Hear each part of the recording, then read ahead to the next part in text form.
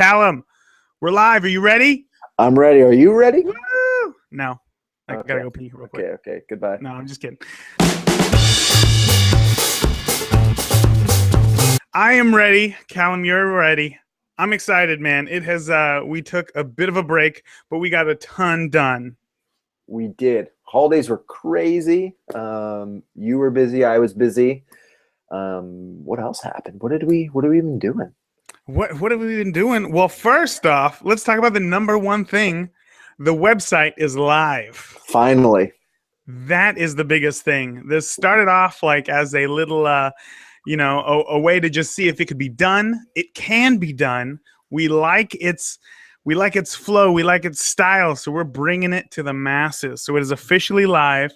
Anybody out there in the universe, or at least Earth, can go to the beginnerphotographypodcast.com and find us. And you should go there right after you watch or listen to this episode. Yeah, that's right. A lot of people don't know that we are both on iTunes and on YouTube. Sometimes it's easier to listen in the car, but sometimes you just want to see our pretty faces while you're at home on the weekend and watch us on YouTube. So whatever's easier for you. We're just trying to help you. That's all we're doing. Disclaimer, Raymond's 10 out of 10. I'm probably like a 7 out of 10. So let's, pick and choose your battles. I sometimes get confused for Channing Tatum. I'm just going to throw that out there, though. But, yeah. But today we have a pretty awesome episode that I'm excited about. I know a lot of people talk about it. It's pretty, I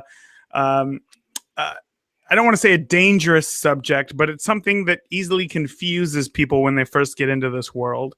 So, Callum, why don't you tell us what we're talking about today? Yeah, today is the first part in a 3-part mini-series we're going to do with our podcast. And we're going to talk to you about the exposure triangle, specifically aperture. Yes, that is today. So obviously, the exposure triangle, for a lot of you who don't know, is everything that makes up photography. Photography is light being captured. So there are 3 aspects to controlling the light that you capture. And today, we're going to talk about one of them. So, Callum, you said that it's aperture. Aperture. I've heard it before. I think that I got a pretty good idea of what it is, but there's a lot of people listening or watching us who don't. So, why don't you start us off? Totally. Aperture does, as Raymond said, it can confuse a lot of people. When I was a brand new photographer, I had no clue what this thing was. I was like, yeah, aperture, it does some stuff, and I'll just move on. It's the A on my camera. AV for Canon for you guys? AV. Yeah, so I'd go into that mode, but I didn't know what was going on there. Aperture, right now, for the rest of the time and before us, aperture is simply just a hole in the lens that light travels through. That is as broken down as I can let you know what it is, but I'm going to obviously help you through this. I want you to really know, because I didn't know, and now that I know, it's so much simpler. Lenses are really sort of modeled after the human eye. And I want you to sort of picture an eye. Don't try and look at your own eye in the mirror. Just listen to the podcast. Especially if you're driving. Do not look at your eye in the rearview mirror. Do not look out for that truck.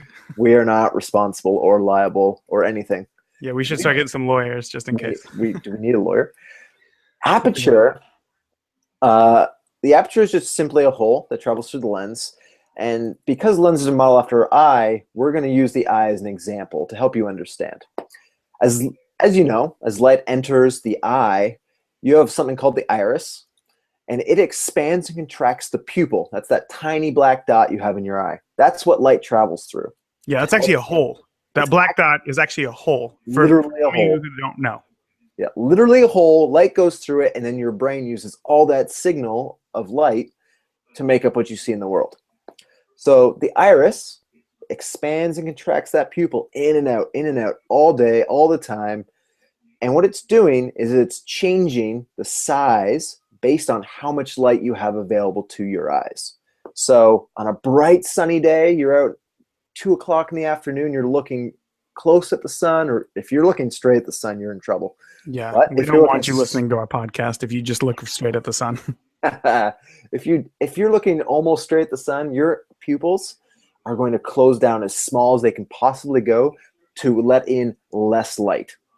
Similarly, if you sit in the dark in your bedroom for 5 hours, your pupil is going to expand really large. It's going to dilate larger to allow more light in so that you can actually see.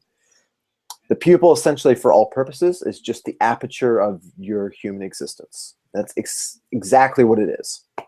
I think that you described that pretty well, especially trying to think of it like an eyeball, in the sense that it's all about how much light does come in. And essentially, that is the most relatable way to think about this. The other two aspects don't really relate to the human body at all, but the aperture, that one you can picture in your head. So good job on that. Definitely, definitely.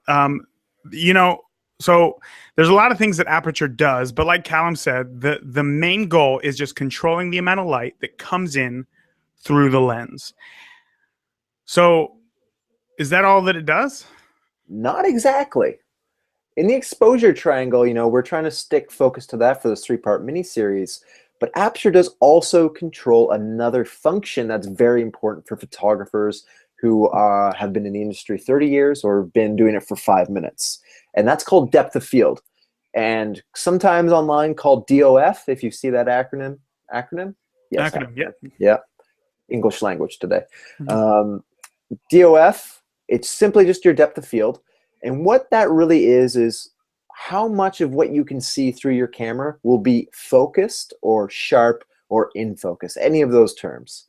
To make it very simple, the bigger the hole in your lens that you see, so think of the pupil, if it gets really large, the more light is going to come in, as we've just explained, and less is going to be in focus. It's going to have a shallower depth of field. So if you were taking a picture of a rose standing up in the middle of your garden, what you would see if you focused on the rose with a big hole is you'd have the rose focused, because that's where your camera's focusing, and a lot behind it would be out of focus, and a lot in front of it would probably be also out of focus. And as you can see farther and farther back from that rose, more and more will become more out of focus. It'll just expand and out. It'll be softer. Right, right. Yeah, I think that's a good way to explain it. I can picture it in my head, but I just thought, you and I are professionals. We do this for a living. The word aperture means, we know exactly what it means. But one thing that we haven't covered, for those of you who are just bought a camera today, and this may be the first podcast that you're listening to, and today might be the first time that you've even heard the word aperture, what it is or where you can find it. So real quick, if you look at your lens, there's going to be a series of numbers. So on the front of your lens right here, I'm showing this to the camera, but those of you who are listening, you'll see a number like in the example that I'm holding up. I got my Fuji lens. It says 23 millimeter. And then right next to it, it says 1:1.4. 1 meaning full. So its full wide open aperture is 1.4. So most of you, if you just bought your camera today, it'll probably be 3.5. And then when you look at your lens, it'll be these numbers right here. So typically it is, most people are going to have a lens that probably starts off at a 3.5. So we'll just go 2.8, and then it goes to 4, and then 5.6, 8, 11, and 16. And then it goes deeper, 16, then to 22. But essentially, that's what it is. These are the numbers that we're talking about today. So when you're looking at it, I don't really have a different example, maybe a slower lens a beginner might have. But if you're looking at your aperture, typically, like I said, if you have a kit lens, it's going to say 3.5 in it. And that is going to be the biggest hole that it has. Like Callum said, the biggest hole. So that's going to be the widest aperture. And oddly enough, the bigger that the number gets, the smaller that the hole gets, because you're just limiting the amount of light. So that's an easy way to think about aperture, is how much light you're limiting. Stop thinking about how much light you're letting in, but think about how much light you're limiting. So on this lens, it opens all the way up to a 1.4, which means that it's stopping it's actually stopping 2 stops of light right here.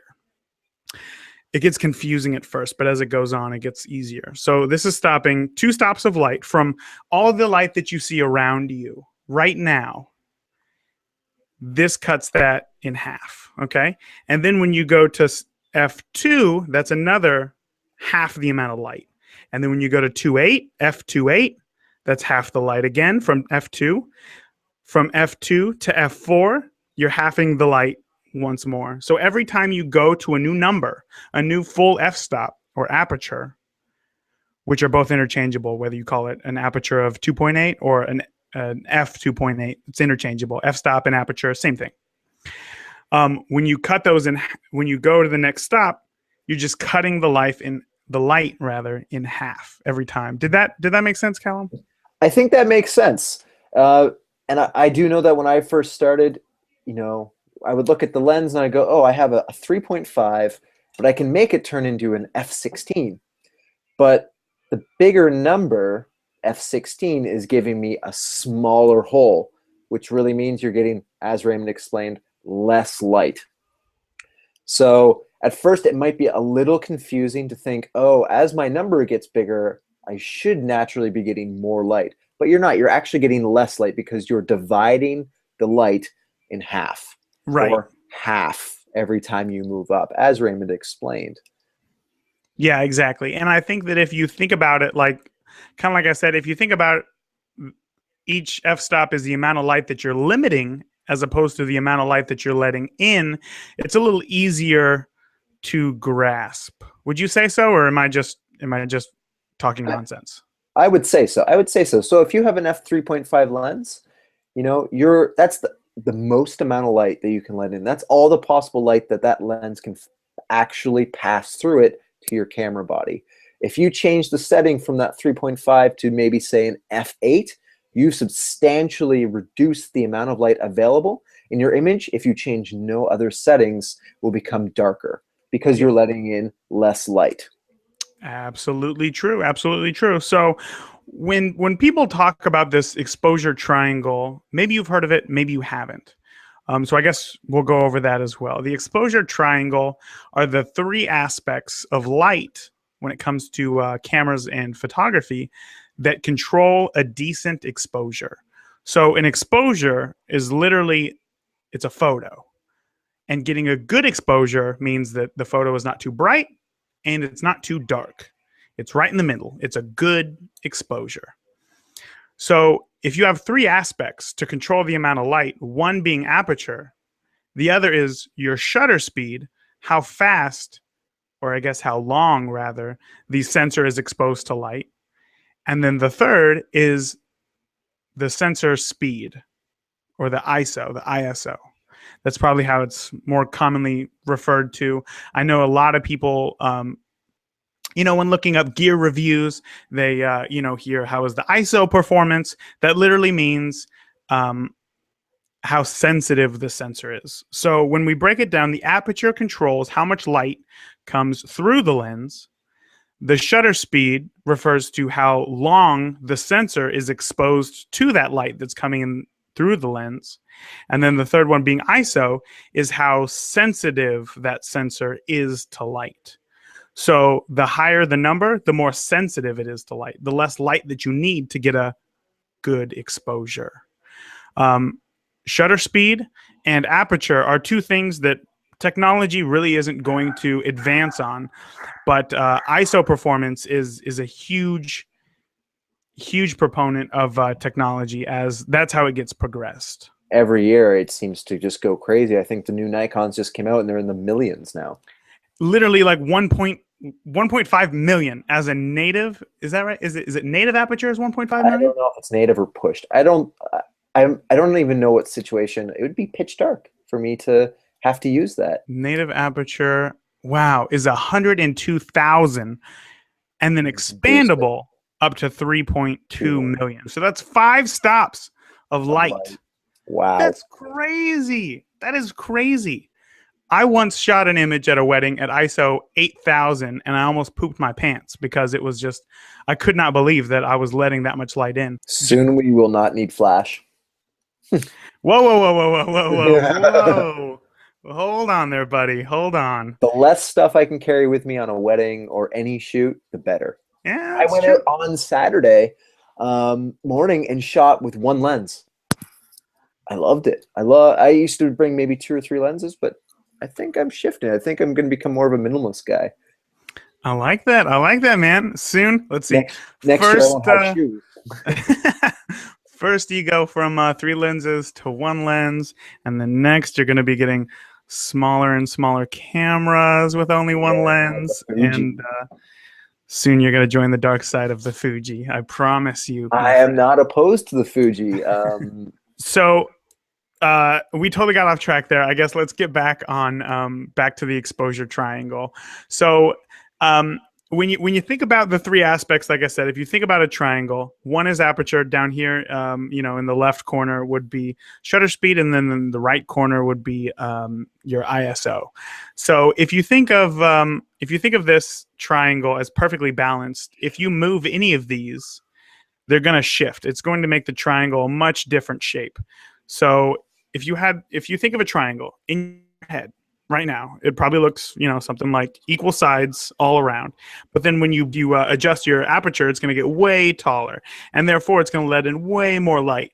And suddenly the shutter speed and the ISO can't compete. Oh, hey, look at that! Hey, it's Charlie. Charlie has cookies. Oh, lucky. If you were just listening to us, Charlie is standing at the doorway and he's got cookies Wait, and he looks wait a super second. cute. Hey, babe, are those cinnamon roll Oreos? Cinnamon roll Oh, Oreos. Callum, I love you, wow. buddy, but I can't wait till this podcast is over because I'm going to get my face stuffed with some cinnamon roll Oreos. I do not blame you today. That's hilarious. Yeah, so that exposure triangle is key in everything that you're going to do for the rest of your life with photography. Um, it's something you have to practice and learn. And if you think about that triangle, like Raymond said, as soon as you move one component of it, whether it's the shutter speed or the aperture, like we've been talking about, you're affecting everything else in the triangle. So if you have an image that you take and it's just a little bit too dark, and you move that aperture from, let's say, f8, as we know is kind of a small hole, to f4, which is a bigger hole, you're going to get more light. And that might be perfect. But if it's too bright, you need to compensate by changing something else. So that might be your ISO. You might want to lower how sensitive your sensor is, or you might want to make your shutter speed faster. And we're going to talk about in the next web series on the exposure triangle about shutter speed. Yeah, I'm excited for that one. There's a lot that it can do for sure. Your shutter speed and ISO as well. Um, and I liked how we touched on that. No matter what it is that you decide to control, it changes more than just one aspect. So when we talk about our aperture, it does control the amount of light coming in through the lens. And then, as Callum said, it also changes your depth of field. As well as for your shutter speed, it dictates rather how long the sensor is open to that light, how long it can accept that light. But it also can change how much motion there is in your photos or how blurry the photo is from camera movement. And then same with your ISO. It controls how sensitive your sensor is, but it also can add a lot of grain, which could be stylistic to your photos. So these all do more than one thing, but also what is really important to remember is that, like all of photography, it's pretty subjective. There is no perfect exposure. There's no There's no I guess what correct I way mean to by shoot. that is that you have to be happy with this. You have to be able to look at the photo and say, I love it. Because I'll tell you that if I went to a wedding and I shot every photo at what my camera would think would be a perfectly exposed image, the clients would not be happy because they're typically, I don't want to say darker than what you would expect, but yeah, they're kind of darker than you would expect. Like if you're looking at this image right now, if you're watching us on YouTube, I mean, you can see us just fine. And this wall is, perfectly exposed behind me. but there's nothing visually appealing about it. If you were to brighten this up, the photo would be technically overexposed, but maybe it would be more appealing to your eye. So all of this information that we give you is just to tell you, like, these are teaching tools of what this means, but don't take it to heart. Don't say, well, the meter has to be right in the center. This has to be a perfectly exposed image. Otherwise it's crap, because it's not. It's however you like it. That's I know that there's a lot of photographers who shoot everything underexposed and moody. And that's exactly what it feels. It feels like, whoa, I'm in this moment. It's very rich and it's very, passionate. I like what I'm looking at. But then a lot of other photographers, specifically in fashion, they shoot everything 2, maybe even 3 stops overexposed to get everything blown out so that you're looking right at the subject. And absolutely. both of these photos are technically wrong. One is way overexposed, one is way underexposed. But like I said, it's all subjective, and it's what it is that you like. Absolutely. I think Raymond's hit, like, my most recent engagement session. I think you saw it this morning, Raymond. Much darker than I'd shot 3 years ago. 3 years ago, I shot really bright. I shot way too bright for any taste I have now. And now I really love controlling light into specific little portions of my image. So I shoot much darker everywhere else. And just like you said, in fashion photography or anything else, like where there's, I think, probably more fashion clothes and stuff, they'll shoot high key. It's a term called high key, and they'll shoot, a backdrop, and they'll blow it completely out of the water. You won't even be able to see the backdrop. But it's perfect for that style of photography. Yeah. And that photographer. And that photographer as well. Because as we all know, I mean, you could just Google, wedding photos or wedding photography, and I'm sure that Google will show you 2 completely different images. There's no rule book to this. It's not just right or wrong. It's giving you the tools that you need to figure out what it is that you like, and then you using it. So us today talking about Aperture and the whole exposure triangle, I guess, rather, is just making you aware of what it's for. Because if you're really passionate about photography, which I assume that you are, if you've taken the time to listen to our podcast, you want to get into photography. You want to know about it, and you love it. You're passionate about it. So on your journey of trying to find out more, I guarantee that you're going to hear about this exposure triangle. But just remember, it's not a rule book. It's a guidebook. Absolutely. Absolutely. I think the last thing I was going to maybe do is do a quick, tiny 2-minute exercise on how you can understand the exposure triangle in a really simple way. Oh, so, yeah. Okay. So if you're just listening to us, Raymond has held the camera, his photo, his DSLR, or I guess it's his mirrorless one, up to the video camera so that we can see him. So what does it say? What does it say these settings are right here? It says ISO 400, a 70th of a second at f1.4. That's what it says. Okay, this is all on auto, so it assumes that this is a perfect exposure. Is this really trippy to look at? It's a little off-putting. I'm joking. So even that, we could even look at Raymond's. So if we took this image at 90th of a second, we see in the bottom corner on the left at f1.4, and that f1.4 in the aperture means it's the largest hole they can possibly have in the lens. It's letting in all the light it possibly can to take this photograph. The third component of the exposure triangle that we see is ISO, and the ISO speed is 400. And what's that saying is from the base of 100, it's multiplied how sensitive the sensor is 4 times. It's 4 times as sensitive. As far as I understand it. Maybe I'm completely wrong after all these years. No, you're right. If it's 100, then 200, and then 400, it goes twice as much, and then 4 times as much. And then if it went to up another stop, it'd be 8 times as much. So, but third settings as well with cameras, and I think that's a bit too much. I don't think I don't even pay attention to that. So anyways, we saw in Raymond's image, it was around 100th of a second, I believe, at 1.4 ISO 400. If we if we took this image at, instead of f1.4, we took it at maybe f4, what would happen? What would Would happen? Let's find out. Okay, so I'm changing my lens right now to an f4, and then it ooh, says, see, it's moved everything else. so It now takes, it dropped the shutter speed to a 60th of a second, but then the way that it compensated the most was by changing the ISO from 400 to 1600. that's a huge So, change in the sensitivity of the sensor. oh yeah, yeah, that is a huge gain. From 400 to 800 is double, and then from 400 to 1600 would be 4 times as much. So it went down on the shutter speed, and then it went up on the sensitivity. But And that's how that's how the camera predicts it. It could be completely different for you when you're taking pictures. And the best way to learn about the exposure triangle, and especially learn about aperture that we've been talking about today, that's a great picture, it's is going to be by my new profile picture. nice.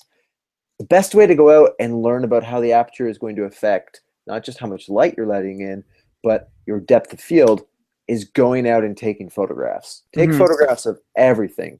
Your hot coffee, take photographs of a hill, take photographs of your dog, your kids, utensils that are sitting in your sink, which is what I have. I need to go do my dishes. You slacker.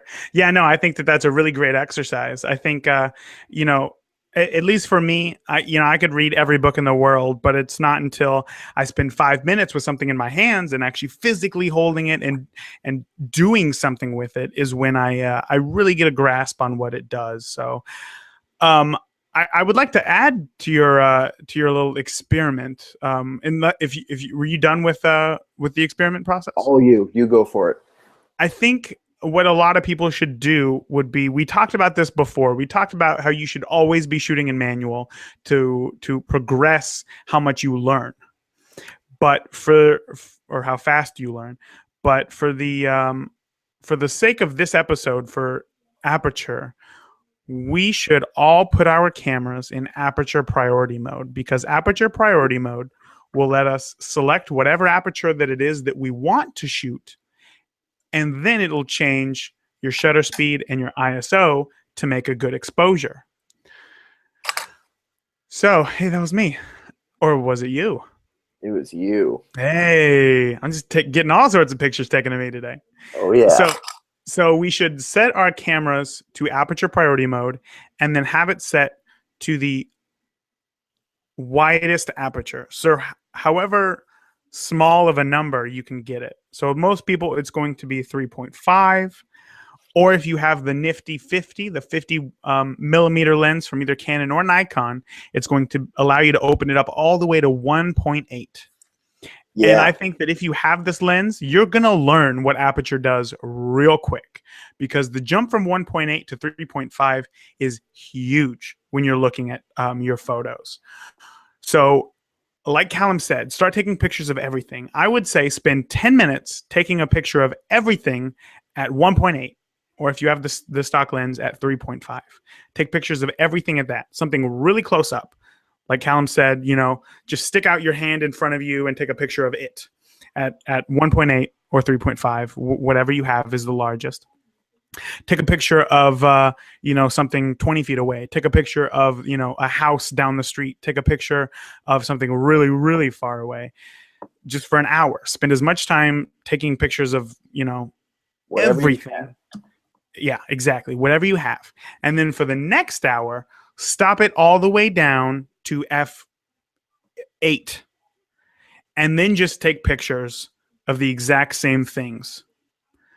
And then when you go back on your computer and you compare the two photos, immediately it's going to be recognizable. You're going to be able to see, wow, because my aperture was 1.8 in this photo, only this flower is in focus. The garden behind it, the grass, the trees, everything behind it is completely out of focus. But now when I take the picture at f8, the flower's in focus, the garden is in focus, maybe the grass is slightly out of focus, but I can still kind of see it. And then the same thing for the house down the street, because you'll notice that if you're taking a picture of something really far away, it doesn't really matter. If you look at your lens and you look at the focus distance, let's see if I can pull it up on mine. Oop, I just hit the microphone. I'm going to show my lens to the camera right now. So if you look at I can't look at both at the same time. Okay, if you look at the focus distance right here, wow, this is a lot harder than I thought they would be trying You to want get to this put mine one. up? Yeah. Let me click on there we go. Okay, so as you can see, if you're looking, okay, so on the 50, you can focus as close as, okay, so about 1.5 feet away is the closest that it can focus. And then the furthest away that it can focus before it gets to infinity is 20 feet. So let's just say that anything more than 20 feet away will be in focus. Yep. Always. All the time. So it doesn't matter if you're using an aperture 1.8 or if you're using aperture 8. F8. Everything will be in focus. Where it really comes into play and trying to get that depth of field creaminess out of focus background is how close something is to the lens. So the closer something is to the lens, the more out of focus the background is going to be. Obviously, your lens is going to have limitations. With Callum's lens, the closest that anybody can get is 1.5 feet and still be confidently in focus. With my 35 mil lens, it's 1 foot. So if anybody's closer than that, it's going to be out of focus. If anybody's further away than that, then I can isolate them. But if they're more than, let's see, what is this, feet or meters? If they're more than 9 feet away, it doesn't matter what aperture I'm using. They're going to be in focus. If that makes sense. So it seems really confusing, but I think once you go out and start experimenting and seeing what changes every time you move the aperture to a new setting, it'll start to just become second nature for you. You'll shoot wide open, or what that means is with the smallest number possible that your camera will allow, your lens will allow, at 1.4, 1.8, 3.5, whatever it is. You're going to see a big difference between that and, as Raymond said, f8, f16. It's going to be, you're just going to know when you want to use certain aperture settings. Yeah, exactly. You'll be able to figure out quickly how much of whatever you're taking a photo of will be in focus. And like we talked about in a past episode all about lenses, that's the big thing why lenses can get expensive quick. Luckily, Canon and Nikon have made some really cheap, great options, being the 50 mil 1.8s. Anybody starting out in photography, even though I recommend that it be the first lens that you get rid of, I also recommend it as the first lens that you buy, because being a kit lens, it really doesn't matter that you have a DSLR. You're really not differentiating yourself from other photos that everybody else is taking. When it comes to photography, you want to do two things. You want to make images that you enjoy and that are pleasing to you, and you also want to take images that are different than everybody else. Eventually you want to get to that point, right? When you're starting off, I highly recommend trying to replicate photos that everybody else takes, just so that you can get more practice under your belt. But once you're confident in your settings, then I recommend trying to branch out. But with that 50 mil 1.8, it's great to show you exactly what Aperture does. There's nothing like it for shutter speed or ISO. Until you spend like $7,000 on a camera and your camera has an ISO of 3.28 million. But you don't need that. No, you don't. I think that's as much as we can teach you on Aperture without you experimenting yourself. So this is a really good opportunity for you to go out and experiment, and we want to see the results. That's right. I know I want to see the results for sure. I think, like we just said, the website is officially up. Everybody should go to beginnerphotographypodcast.com. And, check us out. You can contact us there. That's how you're going to find all of our links. We're on Facebook. You can post on the wall. We want you to ask questions. We want you to contact us. We want you to, be interested in photography, because we want to help you. We have this knowledge, but if we die tomorrow, we just died with all that knowledge. The more people who we can help become better at photography, the more people can explore their own world around them. And I think that, that's all that we're really trying to do is we just want to see more stories from people. And if photography is the way that you want to do it, then by God, we want to give you the tools to be able to tell your story. Absolutely. Anecdotally, is that a word? And Anecdote. I don't think it is. I don't know what you're trying to say. Small story time, not related totally to our podcast. Anecdotally. And I always do this. I always want to say anecdotally because there's another word I pronounce like that. Catherine makes fun of me all the time for it. That's my fiance to the podcast world. That's why she's the English major, political science major, and I'm the visual artist.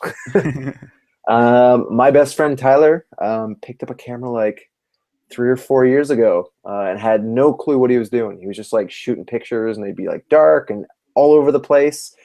He goes out now and he kills it with photographs.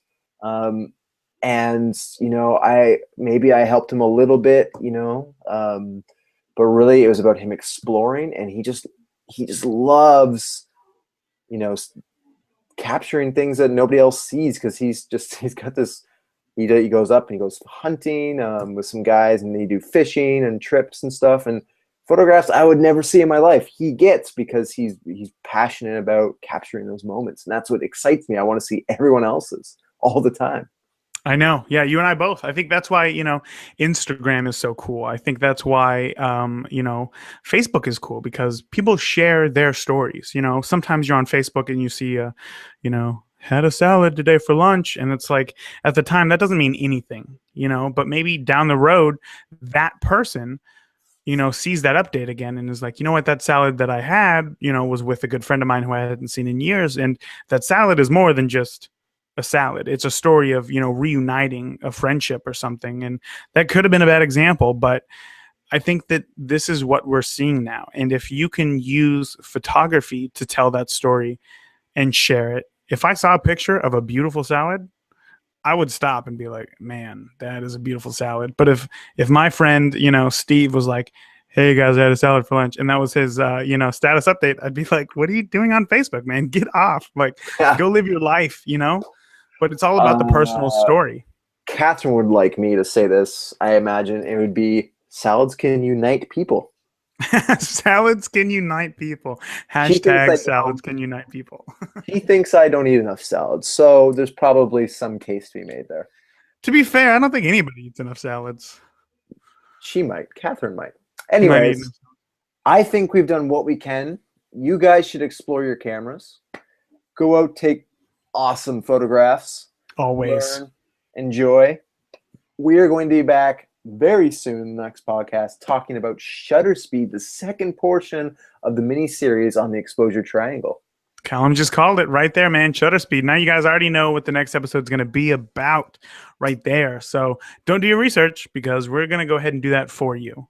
Yeah, I'm really excited for the next one. I think that this was a good podcast. I think that we explained it pretty well, but at the same time, we know what we're talking about. So you, the listeners, are the real judge. Please tell us if you understood this podcast. Reach out to us on Facebook, facebook.com/beginner photography podcast. Reach out to us on Instagram, which we're trying to get up and running. They closed our account down, but we're going to get it up. And then, shoot us an email, beginnerphotographypodcast@gmail.com. If you want to reach us, you can. We want to be open. Check out our website. There's ways to contact us there too. Let us know if this podcast made sense. Let us know if it didn't make sense. Let us know what didn't make sense. If you have a camera question and you're trying to shoot an aperture priority and it's just not working, reach out to us. We'll help you out. That's all that we want to do. So I hope that you've enjoyed this podcast. I sure did. I had a good time talking about apertures. Any afternoon where I can spend thinking about cameras, talking about cameras, I welcome it with all arms, or with arms wide open, rather, I guess. Yes, arms wide open, but not the Creed version. I'm not a big fan of Creed. So with that said, we are going to sign off, and we hope to see you guys, or talk to you guys soon. Reach out to us on any of the social media platforms, and we hope you have a great day. All right, guys, we will talk to you later. Oh, last thing. If you want to check out the show notes for anything that we talked about, we might have an infograph or two available. Be sure to check out beginnerphotographypodcast.com /005. And that's it. That's where you're going to be able to find all the info that we talked about today. You're going to be able to watch us on YouTube, listening to the podcast, all the links that we talked about as well. And that's it. That's how we're going to end this one, huh, Callum? Yep, that's it. Have a good one. All right, guys. Later.